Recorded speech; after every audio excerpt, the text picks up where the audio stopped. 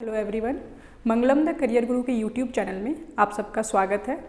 जैसा कि आप सबको पता है, आज आरआरसी सिलेक्शन बैच का डे 1 और लेक्चर 1 है। आज इस लेक्चर में पढ़ेंगे नंबर सिस्टम के बारे में। नंबर सिस्टम क्या होता है, उससे रिलेटेड कैसे कैसे क्वेश्चंस आ सकते हैं आरआरसी ग्रुप डी में, और कितना पढ़ने के बाद क्या क्या पढ़ना होगा जो सिर्फ आरआरसी ग्रुप डी के लिए इंपॉर्टेंट होगा। ठीक है, हमको पूरा सिलेबस ऐसा नहीं पढ़ना है, नंबर सिस्टम का पूरा इतना लेवल तक नहीं जानना है कि हम एसएससी सीजीएल तक का एग्जाम निकाल लें।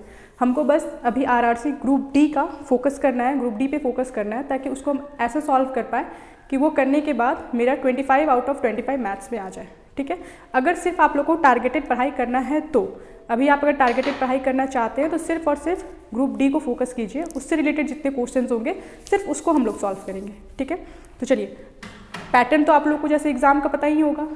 आरआरसी ग्रुप डी का पैटर्न क्या है, मैथ्स आपका आएगा 25 मार्क्स का, रीजनिंग आएगा 30 मार्क्स का, साइंस आएगा 25 मार्क्स का, और जीए जीएस आएगा, और इसी में करंट अफेयर भी इंक्लूडेड रहता है, ये आएगा 20 मार्क्स का। ये ओवरऑल पेपर आपका 100 मार्क्स का पेपर होगा, और टाइम कितना मिलेगा आपको, टाइम मिलेगा आपको 90 मिनट्स। ठीक है, नेगेटिव भी रहता है, नेगेटिव कितना रहता है 1/3। मतलब अगर आप 3 क्वेश्चंस गलत करते हैं तो एक सही क्वेश्चंस का नंबर कट जाएगा। ठीक है, तो ये तो हो गया मोटा मोटी जानकारी कि कितने नंबर का क्वेश्चंस आता है, किस सब्जेक्ट में कितना मार्क्स कैरी करता है, नेगेटिव क्या होता है, टाइमिंग कितना मिलता है। ठीक है, तो आज हम लोग बेसिकली बात करेंगे नंबर सिस्टम के बारे में। ठीक है, चलिए तो शुरू करते हैं। सबसे पहले हम लोग जानेंगे कि नंबर क्या होता है। ठीक है, सबसे पहले हम लोग जानेंगे कि नंबर क्या होता है। चलिए, नंबर में कोई भी ऐसा संख्या जिसको हम काउंट कर सकें, ठीक है, उसको हम लोग बोलते हैं नंबर्स। ठीक है, उसमें भी अब बहुत तरह के नंबर्स होते हैं, जैसे कि नेचुरल नंबर्स होते हैं, रियल नंबर होते हैं, इरेशनल नंबर होता है, रैशनल नंबर होता है, इमेजिनरी नंबर होता है, कॉम्प्लेक्स नंबर होता है। ठीक है, तो वैराइटीज़ ऑफ नंबर होते हैं, प्राइम नंबर होते हैं, इवन नंबर होते हैं, ऑड नंबर होते हैं, कंपोजिट नंबर होते हैं। तो आज हम बस बेसिकली यही डिटेल्स लेंगे कि टाइप्स ऑफ नंबर्स क्या होते हैं। ठीक है, और आज थोड़ा हम डिविजिबिलिटी रूल के बारे में भी पढ़ेंगे। ठीक है, किस नंबर को चेक करने के लिए कि ये 5 से डिविजिबल है कि नहीं, 2 से डिविजिबल है कि नहीं, तो वो सारे रूल्स क्या क्या होते हैं आज हम उसके बारे में पढ़ेंगे। ठीक है, तो चलिए इसी के साथ आज का लेक्चर शुरू करते हैं। सबसे पहला जो आपके पास थ्योरी है वो है कि नेचुरल नंबर क्या होता है। अच्छा, जैसे आप लोग बहुत कोई सोचते होंगे कि नेचुरल नंबर को हम लोग नेचुरल नंबर ही क्यों बोलते हैं, इसका कोई और भी नाम हो सकता होगा। तो नेचुरल नंबर को हम लोग नेचुरल नंबर इसलिए बोलते हैं कि जब काउंटिंग स्टार्ट हुई ना, तो हम लोगों को ये नहीं पता था, जीरो का जो डिस्कवरी होता है ना वो बहुत लेट से स्टार्ट हुआ था। ठीक है, नंबर्स के बहुत बाद जीरो डिस्कवर हुआ था। तो सबसे पहले आया नेचुरल नंबर, मतलब जो भी नंबर जिसको हम गिन सके, 1 हो गया, 2 हो गया, 3 हो गया, मतलब काउंटिंग नंबर। ठीक है, बस जीरो को हटा के। क्यों? क्योंकि हम लोग को उस टाइम जीरो के बारे में नहीं पता था। तो नेचुरल नंबर क्या हो गया कि जिस भी नंबर को हम लोग काउंटिंग के लिए यूज़ करते हैं उस नंबर को हम लोग बोल देते हैं नेचुरल नंबर। ठीक है, तो नेचुरल नंबर का आपका डेफिनेशन क्या हो गया, The number which is used for counting the objects are called natural number.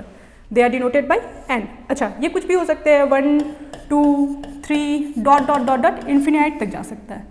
ठीक है, तो ये आपका हो गया नेचुरल नंबर। अब हम लोग आते हैं होल नंबर के ऊपर। ठीक है, अच्छा, जिनको नोट डाउन करना है वो नोट डाउन भी कर सकते हैं। अगर आप स्क्रीनशॉट लेना चाहते हैं तो हम स्क्रीनशॉट लेने के लिए भी आपको टाइम देंगे, आप स्क्रीनशॉट भी ले सकते हैं। ठीक है, हम स्क्रीन से हट जाएंगे। चलिए, अब हम जानते हैं होल नंबर क्या होता है। अब आया होल नंबर।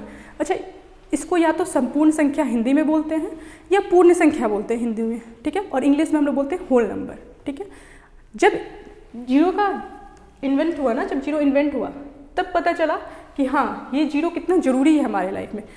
मतलब कि जब जीरो आया ना तब नंबर को कंप्लीट किया। ठीक है, तो जब भी नंबर में जीरो इंक्लूड हो जाता है तब हम उसको बोलते हैं होल नंबर। ठीक है, तो याद करने में भी आसानी हो गया कि नेचुरल नंबर क्या बोलते हैं, जिसमें जीरो नहीं आता है, और जब जीरो आ गया तो ये क्या हो गया, होल नंबर हो गया। ठीक है, यानी होल नंबर कहाँ से शुरू होगा, 0 से शुरू होगा, 0 1 2 3 इन्फिनिटी तक जाएगा। ठीक है, तो यही डिफरेंस हो गया नेचुरल नंबर और होल नंबर में। नेचुरल नंबर हो गया 1 2 लेकर के काउंटिंग नंबर तक, इन्फिनिटी अप टू इन्फिनिटी, और होल नंबर हो गया 0 से लेकर के 1 2 3 4 अप टू इन्फिनिटी, ठीक है। ये दो डिफरेंस होता है, क्यों होल नंबर क्यों बोलते हैं, नेचुरल नंबर क्यों बोलते हैं। अब फ्यूचर में आप कभी भूलिएगा नहीं कि होल नंबर और नेचुरल नंबर के बीच क्या डिफरेंस होता है। जब आपको मीनिंग नहीं पता होगा ना तो आप कंफ्यूज हो जाइएगा कि नहीं जीरो इंक्लूड करते तो नेचुरल बोलते हैं, कि जीरो इंक्लूड नहीं करते तो नेचुरल बोलते हैं। तो अब आपको हमेशा याद रहेगा कि होल नंबर होता है जीरो इंक्लूड करने के बाद और नेचुरल नंबर होता है जीरो बिना इंक्लूड करने के बाद, ठीक है। चलिए अब आगे बढ़ते हैं।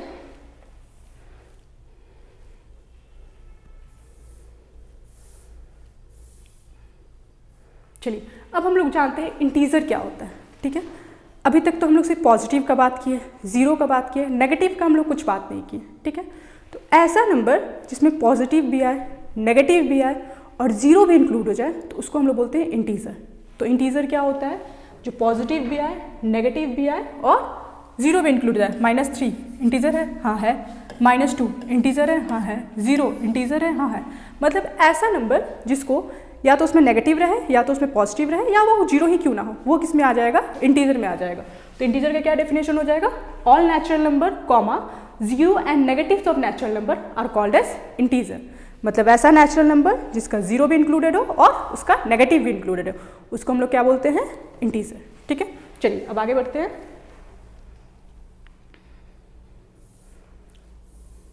अब आता है रैशनल नंबर के बारे में, ठीक है। चलिए रैशनल नंबर क्या होता है, ऐसा नंबर जिसको हम p/q के फॉर्म में एक्सप्रेस कर सके, p/q के फॉर्म में एक्सप्रेस कर सके, जैसे 1/2, 1/3। अच्छा आप लोग ये बताइए 2 रैशनल नंबर होगा कि नहीं होगा, क्यों, क्योंकि ये p/q के फॉर्म में नहीं है, लेकिन ये p/q के फॉर्म में है। कैसे है ये p/q के फॉर्म में, अगर इसका कुछ नहीं है ना नीचे तो हमेशा 1 नीचे रहता है, तो ये हो गया आपकी p/q के फॉर्म में। तो 2 हो, 3 हो, 4 हो, 1/3 हो, 1/5 हो, 1/2 3 हो, 2/3 हो, कोई भी ऐसा नंबर जो p/q के फॉर्म में हो और q जो हो वो 0 के बराबर ना हो, ये दो कंडीशन को सेटिस्फाई करना चाहिए, तो उसको हम लोग बोलते हैं रैशनल नंबर, ठीक है। तो रैशनल नंबर क्या होता है, ऐसा नंबर जिसको हम p/q के फॉर्म में लिख सके और p और q इंटीजर हो, उसको हम लोग बोलते हैं रैशनल नंबर, ठीक है। अब उसी का अपोजिट आता है इरैशनल नंबर, ठीक है। इरैशनल नंबर क्या होता है, बस इसको हम p/q के फॉर्म में रिप्रेजेंट कर पा रहे थे, उसको हम p/q के फॉर्म में रिप्रेजेंट नहीं कर पाएंगे, ठीक है। तो चलिए इरैशनल नंबर क्या होता है, ऐसा नंबर जिसको हम p/q के फॉर्म में रिप्रेजेंट नहीं कर पाए, the number which can not be written in the form of p/q, तो वो क्या हो जाएगा आपका इरैशनल नंबर, ठीक है। चलिए अच्छा इरैशनल नंबर के एग्जाम्पल्स क्या हो सकता है, सबसे पहले जो एग्जाम्पल्स आता है ना, जब सबसे फेमस एग्जाम्पल है वो होता है पाई होता है इरैशनल, ठीक है। अच्छा और भी एग्जाम्पल्स क्या हो सकते हैं, इरैशनल के और एग्जाम्पल्स ऐसे हो सकते हैं, जो भी इम्परफेक्ट स्क्वायर रूट होते हैं ना वो सब होते हैं इरैशनल के एग्जाम्पल, जैसे √2, √3, √7, ये सारे क्या हो गए, इरैशनल नंबर हो गए, ठीक है। अच्छा एक एक्सपोनेंशियल भी होता है e, ये भी आपके एग्जाम्पल हो गए इरैशनल के। तो अभी एग्जाम में कुछ भी ऐसा 4 ऑप्शन दे दे कि बोले कि इसमें से बताइए ऐसा कौन सा है जो इरैशनल नहीं है, यानी बाकी तीनों का इरैशनल रहेगा, एक जो रहेगा वो रैशनल रहेगा, तो आप अब आराम से बता सकते हैं कि इरैशनल और रैशनल के बीच क्या डिफरेंस होता है, ठीक है। जो p/q के फॉर्म में लिख सके उसको हम लोग बोलते हैं रैशनल, जो p/q के फॉर्म में ना लिख सके उसको बोलते हैं इरैशनल। इरैशनल में क्या क्या हो सकता है, पाई हो सकता है, इम्परफेक्ट स्क्वायर रूट्स हो सकता है, एक्सपोनेंशियल हो सकता है, ये सब हो गया आपके इरैशनल के एग्जाम्पल। रैशनल के एग्जाम्पल्स क्या हो सकते हैं, 2/3, 3/3, 2, 3, 4, 5, ये सब हो गया आपके रैशनल के एग्जाम्पल, ठीक है। चलिए अब आगे बढ़ते हैं। अच्छा रियल नंबर क्या होते हैं, रियल नंबर आपके रैशनल और इरैशनल दोनों को इंक्लूड करते हैं, मतलब रूट के अंदर इम्परफेक्ट स्क्वायर हो, परफेक्ट स्क्वायर हो, पाई हो, एक्सपोनेंशियल हो, कुछ भी हो, वो हो जाता है रियल नंबर। मतलब रियल नंबर एक ऐसा आदमी ना वो सब में फिट हो जाता है, सब कुछ होता है रियल नंबर, ठीक है। सारा चीज़ हो गया आपका रियल नंबर। अच्छा इसके बाद एक आता है इमेजिनरी नंबर, ठीक है। आपको स्क्रीनशॉट लेना है तो आप लोग ले सकते हैं। इसके बाद आता है इमेजिनरी नंबर। इमेजिनरी नंबर क्या होता है, जैसे हम बोले कि √(-1), ठीक है। इसका वैल्यू हमको नहीं पता होगा, ठीक है। जब इसका वैल्यू हमको नहीं पता था ना, इसलिए हम लोग इमेजिनरी नंबर को जाने। इमेजिनरी नंबर क्या होता है, i² = √(i² = -1), i² = -1, ये हो गया आपका इमेजिनरी नंबर, ठीक है। इमेजिनरी नंबर का वैल्यू क्या था, ऐसे ये एग्जाम के पर्पज से इंपॉर्टेंट नहीं है, बस एक जान के रहना है कि रियल नंबर भी होता है और इमेजिनरी नंबर होता है। इमेजिनरी नंबर को हम लोग आयोटा से डिनोट करते हैं, आयोटा का स्क्वायर का वैल्यू होता है -1। बस इतना ही जान के रखना है, ये आपके एग्जाम के सिलेबस में नहीं आएगा, ना ही ये ग्रुप डी में पूछता है कभी, ठीक है। चलिए आगे बढ़ते हैं। प्राइम नंबर क्या होते हैं, आज हम लोग सिर्फ टाइप्स ऑफ नंबर पढ़ेंगे कि क्या क्या टाइप्स ऑफ नंबर होते हैं। एक बार इसका बेसिक नॉलेज हमको पता हो जाए ना कि टाइप्स ऑफ नंबर क्या क्या होते हैं, rational number, irrational number, prime number, even number, odd number, composite number, real number, integer क्या होता है, रैशनल क्या होता है, ये सब हमको पता चल जाएगा ना, तो आगे हमारा सिलेबस और भी थोड़ा आसान। सबसे पहले तो आपको नंबर का नॉलेज होना चाहिए ना, कि अब क्वेश्चन में पूछ रहा है, लिखा है क्वेश्चन में कि लेट 3 कंसेक्यूटिव प्राइम नंबर। जब प्राइम नंबर के बारे में ही नॉलेज नहीं होगा तो ऐसे कैसे ले लेंगे 3 कंसेक्यूटिव प्राइम नंबर, ठीक है। चलिए शुरू करते हैं। अब आ गया आपका प्राइम नंबर। प्राइम नंबर क्या होता है, ऐसा नंबर जो खुद से डिविजिबल हो और 1 से डिविजिबल हो, ठीक है। तो उस सारे नंबर को हम लोग क्या बोलते हैं, प्राइम नंबर, ठीक है। चलिए जैसे कि अब एग्जांपल दे सकते हैं, कैसे, अच्छा ये बताइए 3 किससे किससे डिविजिबल हो सकता है, 3 1 से डिविजिबल होगा, 3 से डिविजिबल होगा, इसके अलावा और कोई नंबर नहीं है जो 3 से डिवाइड हो सके, 3 इसको डिवाइड कर सके, तो प्राइम नंबर हो गया 3। अच्छा सबसे स्मॉलेस्ट प्राइम नंबर कौन सा होता है पता है, सबसे स्मॉलेस्ट प्राइम नंबर होता है 2, ठीक है। 2 सबसे स्मॉलेस्ट प्राइम होता है क्योंकि ये 1 से डिवाइड होता है और ये खुद से डिवाइड होता है और किसी से ये डिवाइड नहीं होता है, तो सबसे स्मॉलेस्ट प्राइम नंबर 2 होता है। और ऐसा प्राइम नंबर जो इवन भी हो और प्राइम नंबर भी हो वो सिर्फ 2 होता है, और कोई ऐसा प्राइम नंबर नहीं होगा जो इवन भी होगा और प्राइम नंबर भी होगा। तो ये 2 चीज़ 2 के बारे में याद रखिएगा, 2 होता है सबसे स्मॉलेस्ट प्राइम नंबर और ऐसा प्राइम नंबर है जो प्राइम नंबर भी है और इवन भी है, ठीक है। 2 के केस में ये 2 पॉइंट हम लोगों को याद रखना ही रखना है, ठीक है। चलिए तो प्राइम नंबर के एग्जाम्पल क्या क्या हो सकता है, 2 हो गया, 3 हो गया, 5 हो गया, 7 हो गया, 11 हो गया, 13 हो गया, ये सब हो गए प्राइम नंबर, ठीक है, क्योंकि ये सिर्फ खुद से डिविजिबल होते हैं और 1 से डिविजिबल होते हैं, ठीक है। चलिए स्क्रीनशॉट लेना है तो आप लोग स्क्रीनशॉट ले सकते हैं। चलिए फिर आगे बढ़ते हैं। अब जानते हैं कंपोजिट नंबर क्या होते हैं। अच्छा सबका अपोजिट हम लोग कुछ ना कुछ पढ़े हैं, रैशनल का अपोजिट इरेशनल पढ़े हैं, प्राइम का हमको इवन का पता है, ऑड होता है, तो प्राइम का भी कुछ अपोजिट होता होगा, प्राइम का अपोजिट होता है कंपोजिट नंबर। कंपोजिट नंबर क्या होता है, ऐसा नंबर जिसका फैक्टर 2 से ज़्यादा हो, मतलब वो 1 से डिवाइड तो हो ही, खुद से डिवाइड तो हो ही, और भी कोई नंबर से डिवाइड हो, तो उसको हम लोग बोलते हैं कंपोजिट नंबर, ठीक है। अच्छा एक क्वेश्चन आता है कि सबसे छोटा कंपोजिट नंबर कौन सा है, सबसे छोटा कंपोजिट नंबर होता है 4, ठीक है। 1 को कभी भी ना कंपोजिट में रखना है ना प्राइम में रखना है, 1 एक यूनिक नंबर है, ठीक है, वो ना कंपोजिट के अंदर आता है ना प्राइम नंबर के अंदर आता है, ठीक है। तो सबसे छोटा कंपोजिट नंबर हो गया 4, क्यों, क्योंकि ये 1 से डिवाइड होता है, 2 से डिवाइड होता है और खुद से तो डिवाइड होता ही होता है, ठीक है। तो 1 हो गया सबसे छोटा, 4 हो गया सबसे छोटा कंपोजिट नंबर, ठीक है। चलिए 1 होता है यूनिक नंबर, वो ना प्राइम में आता है ना कंपोजिट में आता है। चलिए स्क्रीनशॉट लेना तो आप स्क्रीनशॉट ले सकते हैं। अच्छा एक क्वेश्चन 1 लाइनर में ये पूछता है कि बताइए कि 1 to 100 के बीच में कितना प्राइम नंबर होता है, 1 to 100 के बीच में कितना प्राइम नंबर होता है, ठीक है। चलिए 1 to 100 के बीच याद रखिएगा 25 प्राइम नंबर होते हैं। कितने प्राइम नंबर होते हैं, 25 प्राइम नंबर होते हैं, ठीक है। 1 to 50 के बीच में कितने प्राइम नंबर होते हैं, 1 to 50 के बीच में 15 प्राइम नंबर होते हैं, ठीक है। और 50 to 100 के बीच में कितना प्राइम नंबर होते हैं, तो 10 प्राइम नंबर होते हैं, ठीक है। अच्छा कंपोजिट नंबर आप लोग खुद सोचिए कि 1 से 100 के बीच में अगर 25 प्राइम नंबर हो गया तो कितना कंपोजिट नंबर होगा, 75? नहीं, 75 प्राइम नंबर नहीं होंगे, क्यों, क्योंकि 1 को हम लोग एक्सक्लूड करेंगे, क्यों, क्योंकि 1 वो यूनिक नंबर है, 1 ना ही प्राइम में आता है ना ही कंपोजिट में आता है। तो कंपोजिट नंबर कितने हो जाएंगे 1 से 100 के बीच में, 74, ठीक है।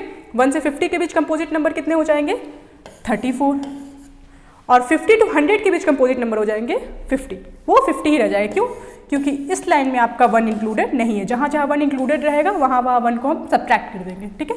जहाँ 1 इंक्लूडेड नहीं रहेगा वहाँ हम सब्ट्रैक्ट नहीं करेंगे। तो ये हो गया 6 तरह का क्वेश्चन पूछ सकता है कि 1 से 100 के बीच प्राइम नंबर कितने होते हैं, 1 से 50 के बीच प्राइम नंबर कितने होते हैं, 50 to 100 के बीच प्राइम नंबर कितने होते हैं, या फिर पूछ सकता है कि कंपोजिट नंबर कितने होते हैं, ठीक है। तो ये 6 वन लाइनर क्वेश्चन बन सकते हैं। इसको दिमाग में अच्छे से बैठा लीजिएगा, हमेशा याद रखिएगा कि 1 से 100 के बीच 25 प्राइम नंबर होते हैं, 1 से 50 के बीच 15 प्राइम नंबर होते हैं और 50 से 100 के बीच 10 प्राइम नंबर होते हैं, ठीक है। चलिए अब आगे बढ़ते हैं। अच्छा, अब हम लोग एक नया चीज़ पढ़ेंगे, डिविजिबिलिटी रूल। डिविजिबिलिटी रूल क्या होता है, ठीक है। इसमें जो जो इंपॉर्टेंट नंबर होते हैं, जो मेनली हम लोग को जानना होता है, एग्जाम में पूछता है या फिर उसका एप्लीकेशन हम लोग को आगे यूज़ होता है। डिविजिबिलिटी रूल सिर्फ आपका नंबर सिस्टम में नहीं यूज़ होगा, आगे जो भी चैप्टर्स होंगे ना उसमें आप कहीं कहीं रूल ऐसा रूल लगाइएगा, जैसे 4 का डिविजिबिलिटी रूल आगे आपका बहुत काम देगा। जैसे जैसे क्वेश्चन सॉल्व कराएंगे आपको हम बताते जाएंगे कि कहाँ आप एप्लीकेशन इसका यूज़ कर सकते थे, ठीक है। तो चलिए शुरू करते हैं डिविजिबिलिटी रूल से। चलिए डिविजिबिलिटी रूल शुरू करते हैं। सबसे पहले अच्छा ये बताइए कि जैसे हम बोले कि 14 2 से डिविजिबल है कि नहीं, हाँ है। 16 डिविजिबल है कि नहीं, है। 20 है कि नहीं, हाँ है। 21 क्या डिविजिबल है, नहीं डिविजिबल है, ठीक है। तो कैसे पता करते हैं कि वो नंबर है वो 2 से डिविजिबल है कि नहीं, तो बस हम देखते हैं कि मतलब पता तो चल जाता है कि हाँ 2 से डिविजिबल हो रहा है ये नंबर, नहीं हो रहा है। उसके पीछे का लॉजिक क्या है, तो हम बस यूनिट डिजिट को देखते हैं। किसको देखते हैं, यूनिट डिजिट का। अगर यूनिट डिजिट 2 से डिविजिबल होगा तो वो पूरी नंबर 2 से डिविजिबल होगा, ठीक है। मतलब हम लोग क्या चेक करते हैं, यूनिट डिजिट को चेक करते हैं। अगर यूनिट डिजिट 2 से डिविजिबल होगा तो इसके पीछे का कितना भी लंबा संख्या होगा वो आपका 2 से डिविजिबल होगा, ठीक है। चलिए तो ये हो गया आपका 2 के लिए रूल। क्या हो गया, the number whose last digit is either even or 0 is divisible by 2। ऐसा नंबर जिसका लास्ट डिजिट या तो इवन हो या तो 0 हो, वो नंबर क्या होगा, 2 से डिविजिबल होगा, ठीक है। चलिए अब हम लोग पढ़ेंगे डिविजिबिलिटी बाई 3। 3 के लिए कौन कौन सा नंबर डिविजिबल होगा कि नहीं होगा। चलिए 3 के लिए क्या रूल है ये बताइए। हम बोले 15 डिविजिबल है, हाँ है। बोले 18 डिविजिबल है, हाँ है। बोले 27 डिविजिबल है, हाँ है। एक बड़ा नंबर लेते हैं 729 डिविजिबल है, हाँ है। कैसे पता करेंगे कि ये नंबर 3 से डिविजिबल है कि नहीं है। अब हम लोग क्या कैसे पता करेंगे, इसके लिए क्या रूल होता है कि सारे नंबर को हम लोग जोड़ते हैं। 1 और 5 को जोड़ेंगे, क्या होगा 6 क्या 3 से डिविजिबल है, हाँ है। तो ये 15 भी डिविजिबल है। 1 और 8 को जोड़ेंगे, कितना होगा 9, क्या ये डिविजिबल है 3 से, हाँ है। यानी ये 18 भी डिविजिबल हो गया। अब आया बड़ा नंबर का बारी, 7 + 2 9, 9 + 9 18 आ रहा है। 18 क्या 3 से डिविजिबल है, हाँ है। तो ये 3 से डिविजिबल है। यानी 3 के लिए क्या रूल होता है, सारे संख्याओं को जोड़ते हैं, अगर वो संख्या ऐसा मिले जो 3 से डिविजिबल हो तो वो जो भी नंबर हो वो 3 से डिविजिबल होगा, ठीक है। तो ये सब रूल लगा करके हम लोग बहुत आसान कर सकते हैं, ठीक है। कोई भी क्वेश्चन को सॉल्व करना, हमको पूरी नंबर को नहीं डिवाइड करना है, सिर्फ नंबर की संख्या को जोड़ना है। और अगर ऐसा नंबर मिल जाए जो 3 से डिविजिबल हो जाएगा तो वो नंबर पूरी 3 से डिविजिबल होगा, ठीक है। चलिए आगे बढ़ते हैं। अब पढ़ेंगे हम लोग 4 का डिविजिबिलिटी। अच्छा 2 के लिए हम लोग लास्ट का 1 डिजिट चेक किए। 4 के लिए हम लोग क्या करेंगे, लास्ट का 2 डिजिट चेक करेंगे, ठीक है। या फिर अच्छा एक लाइन लिखा है यहाँ पे कि 2 से ज़्यादा 0 अगर एंड में हो गया तो भी 4 से डिविजिबल होगा, ठीक है। 2 कंडीशन होता है 4 का, क्या होता है, लास्ट 2 डिजिट क्या होना चाहिए, डिविजिबल बाई 4। 4 के लिए क्या रूल होना चाहिए, लास्ट 2 डिजिट डिविजिबल बाई 4 होना चाहिए। यानी अगर हम कितना बड़ा भी संख्या दे दें, चाहे वो 16 डिजिट का ही डिजिट नंबर क्यों ना हो, अगर उसके यूनिट और टेंस प्लेस में ऐसा नंबर हो जिस उस नंबर को डिवाइड करने से वो 4 से डिवाइड हो जाए तो वो पूरी नंबर क्या होगा, 4 से डिविजिबल होगा, ठीक है। अच्छा लास्ट में ये लाइन क्या लिखा हुआ है कि या तो यूनिट डिजिट पे 2 0 होगा, ठीक है। जैसे मान लीजिए हम 100 लिख दिए, लास्ट का 2 डिजिट 0 है ना, ये 4 से डिविजिबल होगा, ठीक है। तो 2 के लिए हम लोग क्या चेक करते थे, लास्ट का यूनिट डिजिट चेक करते थे। और 4 के लिए हम लोग क्या चेक करेंगे, लास्ट का 2 डिजिट चेक करेंगे, ठीक है। अब आगे 8 भी आएगा और फिर उसके बाद हम बताएंगे कि पैटर्न क्या होता है, 2 4 8 का पैटर्न कैसे हम माइंड में याद कर सकते हैं, वो सब आपको बताया जाएगा, ठीक है। चलिए अब आगे चलते हैं, डिविजिबिलिटी बाई 5, ठीक है। स्क्रीनशॉट लेना तो आप स्क्रीनशॉट ले सकते हैं, divisibility by 4, divisibility by 3, divisibility by 2 का।